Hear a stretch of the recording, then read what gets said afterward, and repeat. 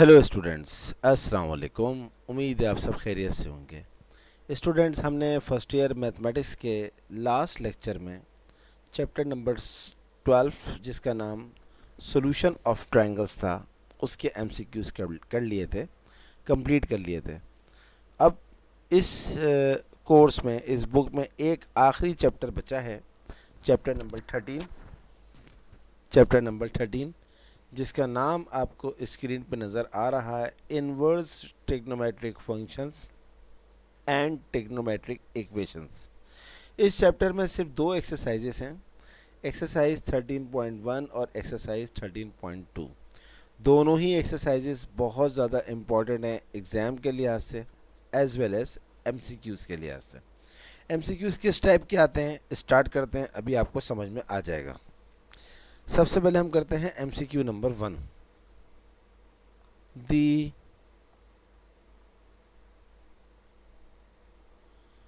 principal value of arc sine minus 3 upon 2 is what? तो अगर आपने ये चैप्टर पढ़ा हो तो ये जो आर्क लिखा हुआ है, ये मैं आपको बता देता हूँ। आर्क बस एक दफ़ा बताऊंगा, इसके बाद फिर आप इसको याद रखिएगा। असल में आर्क का जो वर्ड है, इससे बच्चे इतने यूज टू नहीं होते। आर्क के बजाय आप ये भी ले सकते हैं, साइन इनवर्स माइनस √3/2। तो एक ही बात है। तो प्रिंसिपल वैल्यू का वर्ड जब भी आएगा, इसका मतलब होता है विदाउट एन। विदाउट एन आप सिंपल अपने कैलकुलेटर में शिफ्ट का बटन दबाएं और फिर शिफ्ट का बटन दबाने के बाद साइन का बटन दबाएं, तो फिर आपको लिखा हुआ नज़र आ जाएगा। जैसे ही आप साइन का बटन दबाएंगे, आपको साइन इनवर्स स्क्रीन पे नज़र आ जाएगा। फिर आप लिखते हैं साइन इनवर्स के साथ -√3/2। और याद रखिएगा, आपका जो कैलकुलेटर है वो रेडियन मोड में होना चाहिए। 3 मोड होते हैं ना, एक रेडियन, एक डिग्री और एक ग्रेडियन। ग्रेडियन तो हमारे कोर्स में नहीं है, तो सिर्फ रेडियन में आप कन्वर्ट करके जब इसको करेंगे, साइन इनवर्स -√3/2 निकालेंगे, तो आपको -π/3 मिलेगा। इसको बोलते हैं प्रिंसिपल वैल्यू। तो 4 ऑप्शन में से जो करेक्ट ऑप्शन है वो ये है। थोड़ा डिटेल में इसलिए बताया कि आगे आने वाले फिर क्वेश्चंस को हम जल्दी कर लेंगे। तो आर्क, ARC, आर्क, आर्क का मतलब होता है इनवर्स, सही है। लेकिन क्योंकि हमारे कोर्स में जो है वो आर्क का वर्ड यूज़ किया गया है, तो इसलिए मैं आर्क ही यूज़ करूँगा, मैं इनवर्स का वर्ड यूज़ नहीं करूँगा। लेकिन मैंने आपको बता दिया कि दोनों का मतलब एक ही होता है। चलिए अब हम करते हैं MCQ नंबर 2। अच्छा, MCQ नंबर 2 मैंने इस लेक्चर में कुछ 2-3 MCQs ऐसे थे चैप्टर 12 के जो मैं नहीं करवा सका था, वो भी करवा रहा हूँ ताकि कोई चीज़ रह ना जाए। तो ये चैप्टर नंबर 12 का एक MCQ है। If r cos theta is equals to 4, इंतहाई आसान है, r sin theta is equals to 3, then r is equals to what. तो बहुत ही आसान है। हमने सिंपल क्या करना है, r cos थीटा है, दोनों तरफ स्क्वायर कर लें, r square cos square theta, सही है जनाब। और इसको 4 को कर देंगे 4 स्क्वायर। इसी तरह इसको कर दें r square sine square theta, 3 का स्क्वायर 9। तो ये हो जाएगा जनाब r square cos square theta is equal to 4 का स्क्वायर क्या होता है 16, और r square sine square theta क्या है 9। तो इन दोनों को ऐड कर लें, ये हो जाएगा r square cos square theta plus r square sine square theta, और उस साइड पे वैल्यूज़ ऐड हो जाएंगी 16 और 9। इन दोनों में से आप r स्क्वायर कॉमन निकाल लें, cos square theta plus sine square theta is equals to 16 और 9 होते हैं 25। ये पूरी चीज़ cos square theta plus sine square theta क्या होती है 1। तो आप जो है वो 1 को छोड़ दें तो आर स्क्वायर आ गया 25। R is equals to, square हटेगा तो रूट लगेगा, लेकिन प्लस माइनस नहीं लगेगा क्योंकि रेडियस कभी नेगेटिव नहीं होता। तो 25 का जो रूट है वो आ जाएगा 5, और ये जो आर की वैल्यू है ये हमारा आंसर। बट ये मैंने थोड़ा लंबा करके बताया है, अदरवाइज़ इसको आप जहन में मेंटली तौर पर भी कर सकते थे तो आपका डायरेक्ट आंसर आ जाता 5। बट चलें कोई बात नहीं, कैलकुलेशन से आपको समझ में तो आ गई बात।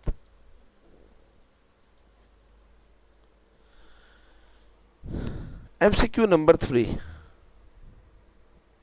the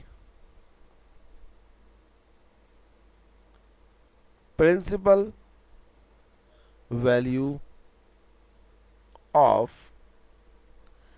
tan arc tan -1 is what। तो अगर डबल डबल दिया हुआ हो, जैसे tan दिया हुआ है फिर आगे आर्क 10 भी लिखा हुआ है, तो पहले आर्क 10 पे वर्किंग करें। तो अगर आप अपने कैलकुलेटर के अंदर tan इनवर्स -1 निकालेंगे, आपको बता चुका हूँ आर्क का मतलब होता है इनवर्स, tan इनवर्स -1 निकालेंगे तो आपको मिलेगा -45। आप चेक कर लीजिएगा। और जब आप कैलकुलेटर में tan ऑफ -45 निकालेंगे तो आपको -1 मिलेगा। इसका एक तरीका और भी है, लेकिन उसमें थोड़ा आप कंफ्यूज हो सकते हैं कि जब भी दो सेम फंक्शंस आ जाएं, एक फंक्शन हो और दूसरा उसका इन्वर्स हो, तो वो पूरी की पूरी वैल्यू जो होती है वो ख़त्म हो जाती है। यानी कि 10 इंटू आर्क 10 डायरेक्ट -1 आप आंसर लिख दें। लेकिन चलें, अगर आपको कन्फ्यूजन हो तो मैंने उसको थोड़ा डिटेल में करवा दिया। आगे चलते हैं। 4 कुछ ऐसा ही है, बस फ़र्क ये है कि आर्क नहीं लिखा हुआ। ये मैं 10 ईयर्स की आपको करवा रहा हूँ। 10 इनवर्स -1, तो एक साल में आर्क दिया हुआ था और एक साल ऐसा है जिसमें इनवर्स दिया हुआ है। बात एक ही है, ये दोनों 10 ख़त्म हो जाएंगे, आंसर आ जाएगा -1। That's it.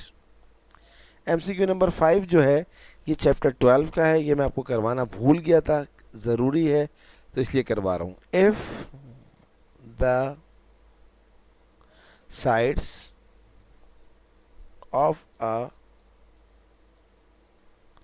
triangle are A, B, C, then A minus B plus C upon 2 is what। बहुत आसान है, ये होता है S माइनस बी के बराबर। क्यों? क्योंकि बल्कि ये मैं आपके ऊपर छोड़ देता हूँ, ये करेक्ट ऑप्शन है। आप एक्सरसाइज 12.3 से पहले देखिएगा, आपको रिज़ल्ट दिए हुए, वहाँ पर आपको ये रिज़ल्ट नज़र आ जाएगा। तो ये आप खुद देख लीजिएगा इसको। मैं चाहूँ तो इसको प्रूफ भी करवा सकता हूँ, बट मैंने आपको हिंट दे दी है। एक्सरसाइज 12.3 से जो पहले वाला पेज है वहाँ पर आपको ये नज़र आ जाएगा। आगे चलते हैं। MCQ number 6, if sine theta बराबर है 0 then theta is equal to. अब देखें यहाँ पर प्रिंसिपल वैल्यू नहीं लिखी हुई, तो अगर प्रिंसिपल वैल्यू होता है तो n नहीं आता है, और प्रिंसिपल वैल्यू नहीं होता तो n आता है। तो ये तो बहुत आसान है। थीटा इज इक्वल्स टू, ये क्या हो जाएगा, साइन इनवर्स 0, यानी कि theta is equals to arc sine 0, और साइन 0 जो होता है वो होता है 180 पे और 360 पे, 720 पे एंड सो ऑन। तो ये हो जाएगा 2n पाई। अब ये 2n पाई क्या चीज़ है, इसके लिए मैं आप सारे बच्चों को बोलूँगा कि एक्सरसाइज 13.2 देख लें। 13.2 मेरी प्लेलिस्ट में जाइए, फर्स्ट ईयर मैथ चैप्टर 13 के नाम से है। वहाँ पर मैंने बहुत ज़्यादा डिटेल में बताया है इस n का मतलब। थोड़ी सी हिम्मत कीजिए और मेरी प्लेलिस्ट में जाके एक्सरसाइज 13.2 के सारे क्वेश्चंस देख लीजिए, कोई क्वेश्चन नहीं छोड़ा है मैंने। लेकिन बहरहाल यहाँ मैंने इतना बता दिया कि प्रिंसिपल वैल्यू में एन नहीं आता, और अगर प्रिंसिपल का वर्ड नहीं लिखा हुआ तो एन लाजमी आता है। एमसीक्यू नंबर 7, दी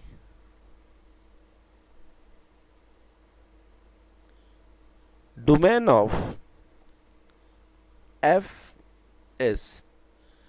अब 4 ऑप्शन दिए मैं, याद रखिएगा किसी फंक्शन की जो डोमेन होती है वो उसके इनवर्स की रेंज होती है। तो domain of F is range of F inverse. इसी तरह the range of F is domain of F inverse. तो ये एमसीक्यूज आ सकता है, और ये जो 2 एमसीक्यूज हैं यहाँ से शुरू हो रहे हैं माय एमसीक्यूज, यानी कि जो मैंने बनाए हैं 6 एमसीक्यूज तक 10 इयर्स के हैं, और बाकी 7 से जो है वो मेरे एमसीक्यूज शुरू हो रहे हैं। चलें अब हम करते हैं नवा एमसीक्यूज।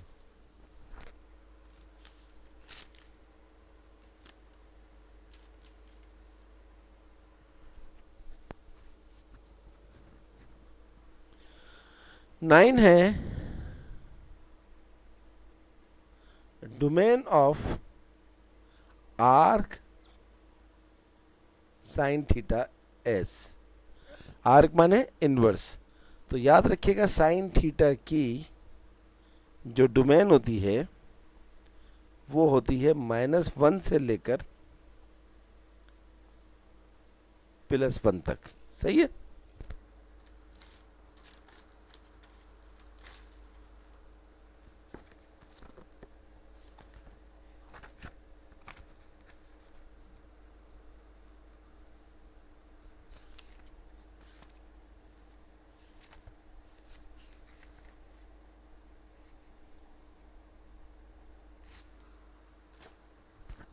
चलें अगला, इसी तरह 10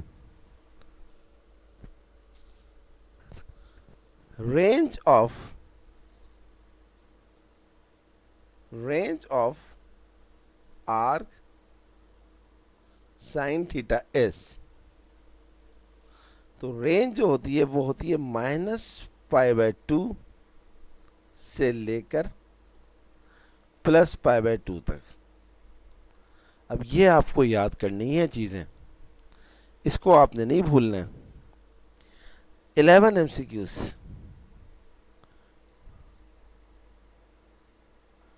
domain of arc cos theta S. तो जो साइन थीटा की थी वही कॉस थीटा की भी है। तो आर कॉस थीटा की जो डोमेन है वो है -1 से लेकर 1 तक, क्योंकि जो इन्वर्स की डोमेन होती है वो फंक्शन की रेंज होती है। इसी तरह 12वां है range of arc cos theta S. तो इसकी जो रेंज होती है वो होती है 0 से लेकर पाई तक। तो बस ये बात आप याद रखिएगा। अब हम करते हैं एमसीक्यूज नंबर 13।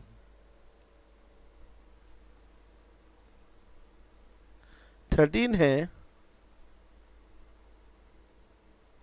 ये बहुत इंपॉर्टेंट है। डोमेन ऑफ आर्क 10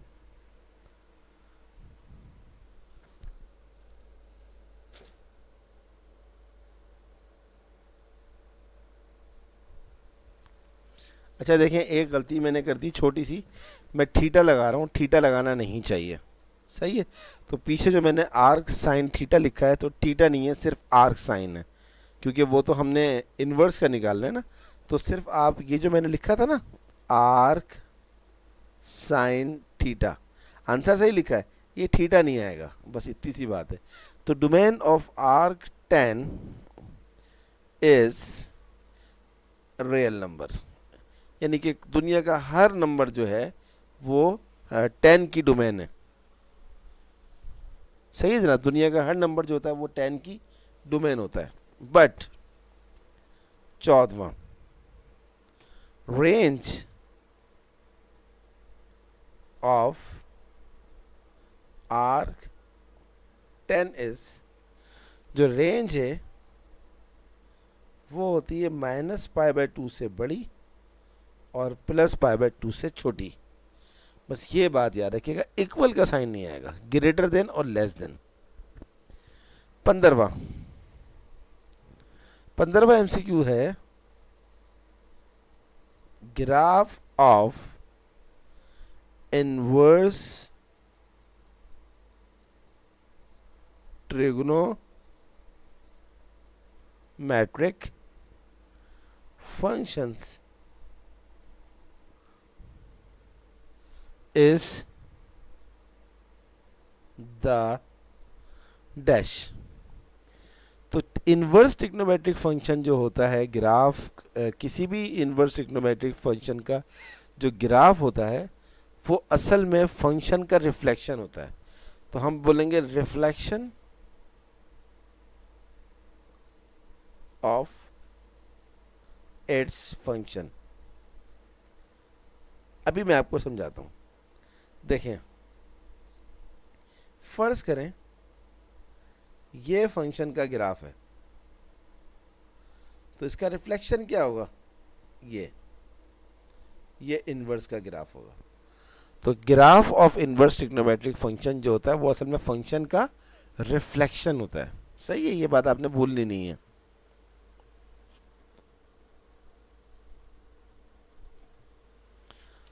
आगे चलते हैं। 16वां MCQs, the range of the function y is equals to sin theta is, जो रेंज होती है फंक्शन की वो होती है -1 से लेकर 1 तक। अच्छा, ये चीज़ तो मैं आपको बता चुका हूँ पहले, अब क्यों बता रहा हूँ, असल में अब वर्ड लिखा हुआ है y का, तो आपको y से घबराना नहीं है, क्योंकि y क्या है, साइन थीटा, और साइन थीटा की रेंज क्या होती है, -1 से लेकर 1 तक। तो बस कंफ्यूज नहीं होना है आपने ना, कंफ्यूजन जो होती है ना वो ख़तरनाक होती है। 17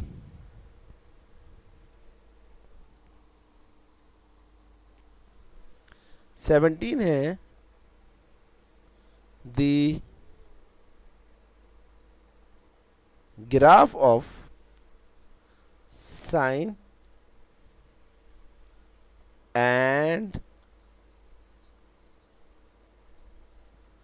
कोसाइन आर। अब 4 ऑप्शन है, एक में लिखा हुआ है डिसकंटिन्यूस कर्व, एक में लिखा हुआ है कंटिन्यूस कर्व, एक में लिखा हुआ है डिस्क्रीट कर्व। तो असल में इसका जो जवाब है वो है कंटिन्यूस कर्व। स्पेलिंग चेक कर लीजिएगा, कंटिन्यूस कर्व, क्योंकि देखिए साइन थीटा का अगर मैं ग्राफ बनाता हूं तो कैसा होता है, कंटिन्यूस, कहीं पे ब्रेक नहीं आ रहा। कॉस थीटा का अगर मैं आपको ग्राफ बना के दिखाता हूं तो ये है कॉस थीटा का, तो कहीं पर ब्रेक नहीं आ रहा, बस इस बात को याद रखिएगा।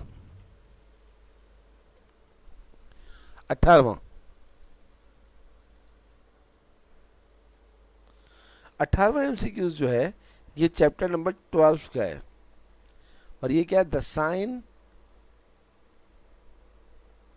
And cosine law can be applied to any dash। Sine और कोसाइन लॉ किसी भी टाइप की ट्रायंगल के लिए हम अप्लाई कर सकते हैं, बस इतनी सी बात। 19वां एमसीक्यूज, the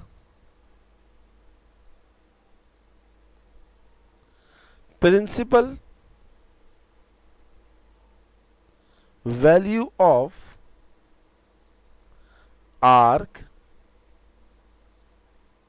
sine -1/√2 is, बहुत आसान है, सिंपल कैलकुलेटर में साइन इनवर्स ऑफ -√3/2 निकालेंगे तो आपको मिलेगा -π/4। पाई की फॉर्म में आंसर कब आएगा आपके कैलकुलेटर का? जब आपका कैलकुलेटर रेडियन मोड में होगा। किस में होगा? रेडियन मोड में होगा, वरना नहीं आएगा। 20वां एमसीक्यूज। tan arc sine 1/√2। बहुत आसान है। सबसे पहले आप साइन इनवर्स 1/√2 निकालें। जब आप साइन इनवर्स 1/√2 निकालेंगे तो वो आ जाएगा π/4। और फिर tan π/4 आप निकालेंगे तो tan π/4 कैलकुलेटर में निकालेंगे तो क्या आ जाएगा? 1। क्या आ जाएगा? 1। देखा आपने कितना आसान था ये। 21वां MCQs.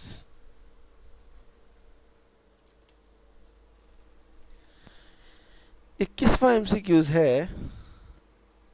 If cos theta is equal to 0, जबकि n जो है वो क्या है? इंटीजर है, then theta is equal to what? तो cos इनवर्स 0 निकालें, और cos इनवर्स 0 निकालेंगे आप तो आप अगर देखें cos इनवर्स 0 निकालेंगे तो आपको क्या मिलेगा? 1 मिलेगा। इसी तरह अगर आप cos मिला आपको 0 पर, यानी कि cos 0 जो है वो आपको किस पे मिला? 1 पे मिला। और फिर आप कौन कौन सी वैल्यू लें जिस पे आपको 1 मिले? तो ज़रा वेट करें, मैं इसको और सही से बताता हूँ आपको।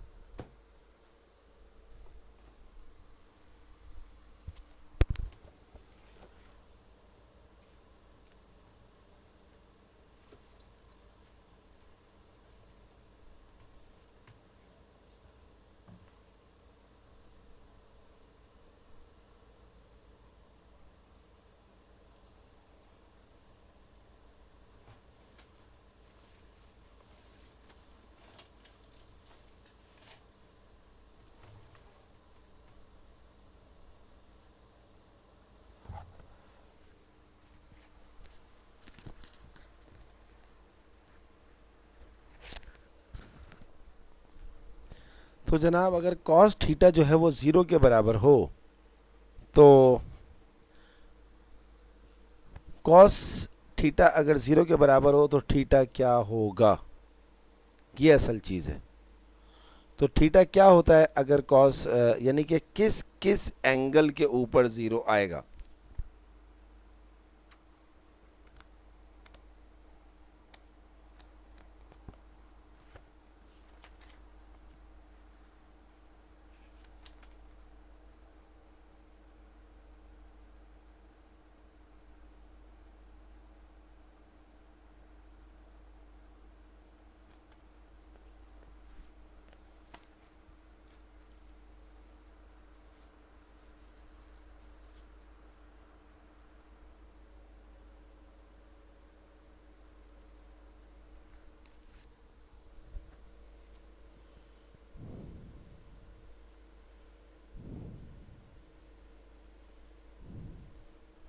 तो अगर आप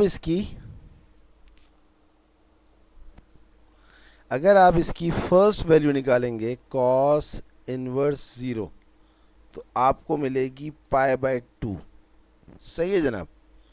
तो कॉस्ट का जो जनरल वैल्यू होता है वो होता है 2n π। तो 2n π के अंदर आप π/2 ऐड कर दें तो ये आपका आंसर आ जाएगा। बट ये एमसीक्यूज़ मैंने बना तो लिया है, लेकिन इतना लंबा एमसीक्यूज़ एग्ज़ाम में नहीं आएगा, तो ये क्वेश्चन आता है। लेकिन चलें, अब कर दिया तो कर दिया। 22वां, इफ़ tan थीटा बराबर है 0 देन थीटा एस। तो tan थीटा क्या हो जाएगा? tan इनवर्स 0, और tan इनवर्स 0 किस पर होता है? पाई के ऊपर। तो इसका जो होता है n पाई होता है। जनरल वैल्यूज़ की बात हो रही है। प्रिंसिपल वैल्यू होगा तो बस खाली एक ही एंगल आ जाएगा 0, लेकिन जनरल के लिए फिर आप क्या करते हैं, एन लाजमी लगाते हैं। और जनरल अगर प्रिंसिपल का वर्ड लिखा हुआ होगा तो इसका मतलब है फिर तो आपने एन लगाना ही नहीं है, लेकिन अगर प्रिंसिपल का वर्ड नहीं लिखा हुआ हो तो इसका मतलब ये होता है कि आपको लाजमी एन लगाना है। तो जनाब इन 22 एमसीक्यूज़ करने के बाद हमारी हो गई प्रिपरेशन 100%। आज बहुत बड़ा काम हो गया हमारा। आज हमारे चैप्टर नंबर 13 के सारे एमसीक्यूज़ अपलोड हो गए हैं। एक्सरसाइज चैप्टर नंबर 13 के सारे एमसीक्यूज़ अपलोड हो गए हैं। साथ में आज आपका जो सिलेबस है, जो कोर्स है, वो ख़त्म हो गया है। अब मेरे पास कोई भी एमसीक्यूज़ करवाने के लिए नहीं बचा। मैं आपको गारंटी देता हूँ, मैं आपको श्योरिटी देता हूँ कि अगर आप इन 13 लेक्चर्स को बहुत अच्छी तरह से देख लें, समझ लें, तो आपके एग्ज़ाम के अंदर 40 में से 40 एमसीक्यूज़ इंशाल्लाह आप कर लेंगे। मैं आपको गारंटी देता हूँ। शर्त ये है कि आप ये सारे एमसीक्यूज़ बहुत अच्छी तरह से करें। ये नहीं कि बस वीडियो देखी जल्दी जल्दी जल्दी जल्दी और काम ख़त्म, नहीं। एक एक एमसीक्यूज़ के अंदर टाइम खर्च करें, जब आपको समझ में आएगी बात। अगर जान छुड़ाएंगे तो जान छुड़ाने से फिर आपकी जान ही छूटेगी, आपके 40 एमसीक्यूज़ कवर नहीं होंगे। What next? अब अगली चीज़ क्या रह गई है? अगली चीज़ ये रह गई है, फर्स्ट ईयर के अंदर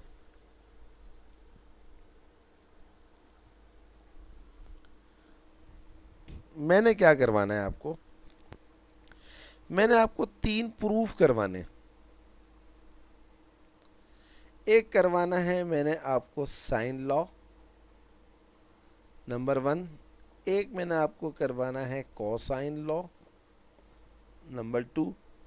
और एक मैंने आपको करवाना है फंडामेंटल लॉ। ये थ्योरी की बात हो रही है। पर्सन तो इंशाल्लाह विद इन 2 to 3 डेज मैं आपको ये तीनों चीज़ें भी करवा दूंगा। इसके बाद आपका सिलेबस 100% ख़त्म हो जाएगा। 100 में से 100 नंबर इंशाल्लाह आएंगे अगर आपने ये सारा काम कर लिया तो।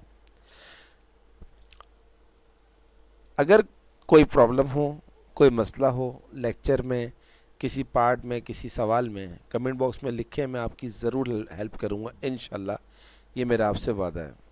इसके साथ साथ आप सारे स्टूडेंट से ये दरख्वास्त है, ये रिक्वेस्ट है कि अगर अभी तक आपने मेरे चैनल को सब्सक्राइब नहीं किया है तो उसे ज़रूर सब्सक्राइब कर दीजिए। और जब चैनल सब्सक्राइब करें तो बेल आइकन को ज़रूर प्रेस करें, क्योंकि जैसे ही मेरी वीडियो अपलोड होगी उसका नोटिफिकेशन आपको मिल जाएगा।